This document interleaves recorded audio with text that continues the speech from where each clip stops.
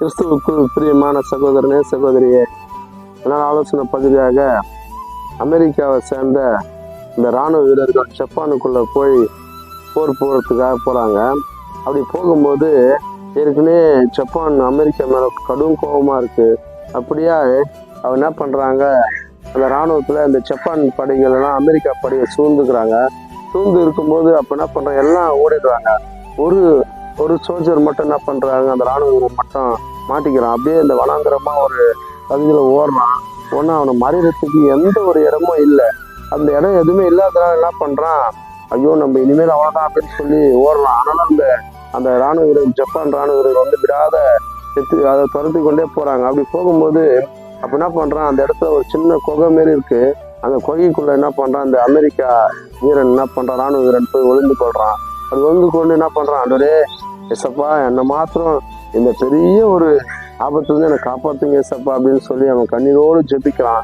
ஜெபிச்சுட்டு அப்படியே கண்ணை மூடிட்டே இருக்கிறான். அப்போ திடீர்னு என்ன ஆச்சுன்னா, ஒரு சிலந்தி வந்துதான் அந்த குகையினுடைய நுழைல் வாயில்ல என்ன பண்றான், அந்த சிலந்தி அப்படியே புதிதா ஒரு கூடு கட்டுதான். அப்படியே கூடு கூட அந்த சிலந்தி போட்டுதான். போட்ட உடனே அவன் ஜெபிச்சுனே இருக்கிறான். அந்த இராணுவ வீரர்களாம் அது ஒரு இடமா பார்த்து கொண்டே வரும்போது அந்த புகையை பார்க்குறாங்களாம். புகையை பார்த்த உடனே ஒருத்தன் சுடுறதுக்கு உண்டான முயற்சி எடுக்கிறான். ஒருத்தன் உள்ள இறங்கிறதுக்கு உண்டான முயற்சி எடுக்கும்போது அந்த இராணுவ வீரன், நம்ம ஜப்பான் இராணுவ வீரன் பார்த்து, இடம் உள்ள போத்தாலும் சுடுவன் தேவையில்ல, இந்த கூண்டை பாருங்க, இது வந்து சிலந்தி கூண்டு. ஒருத்தன் உள்ள போயிருந்தா இந்த சிலந்தி கூண்டு அலைஞ்சிருக்கும், ஆனா யாரும் உள்ள போல அப்படின்னு சொல்லி அவன் திரும்பி போயிட்டாங்களாம். திரும்பி போனோடனே இந்த இராணுவ வீரன், அமெரிக்க இராணுவ வீரனுக்கு பயங்கர சந்தோஷம். ஆண்டவரே என்னை பெரிய ஆபத்துல காப்பாத்துறீங்களா ஆண்டவரே அப்படின்னு சொல்லி நன்றி சொல்லி ஆண்டவரை துதிச்சானா. இந்த கேட்டுக்கொண்டிருக்க சகோதரனே சகோதரியே, ஆபத்து காலத்துல என்னை நோக்கி கூப்பிடு, நான் உன்னை விடுவிப்பேன் சொன்ன வேத வசனத்தின்படி அவன் ஆபத்து காலத்துல ஆண்டவர் நோக்கி கூப்பிட்டான்.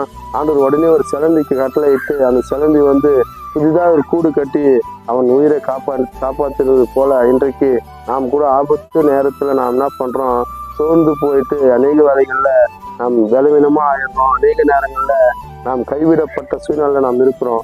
ஆனா அந்த நேரத்துல அந்த வாலிபன் ஒரு வேலை அவன் ஜெபிக்காத இருந்திருந்தானா அன்றைக்கு அவன் உயிர் போயிட்டு இருக்கோம். அவன் ஜெபிச்சு ஆண்டவர் நோக்கி பார்த்தான். ஆண்டவர் உடனே அவனுக்கு பதில் கொடுத்து அவனை காப்பாத்தினார். அப்ப இன்றைக்கு கூட நாம் சோர்வுகள் அநேகம் இருக்கு. அநேக வேதையினால் நம்ம தடுமாறி கொண்டு இருக்கிறோம். அநேக சூழ்நிலைகள் நம்ம என்ன பண்றோம், மாட்டிக்கொண்டு இனிமேல் நம்மளால எதுவுமே பண்ண முடியாது, நம்ம உயிர் போயிடும், இந்த வேதையின் கொடுமையினால் நம்ம அவள்தான் இனிமேல் அப்படின்னு சொல்லி நம்ம சோர்ந்து போன நேரங்கள் அநேகம் உண்டு. நாம் என்ன பண்றோம், விசுவாசத்தோடு நாம் ஜெபிப்போம்.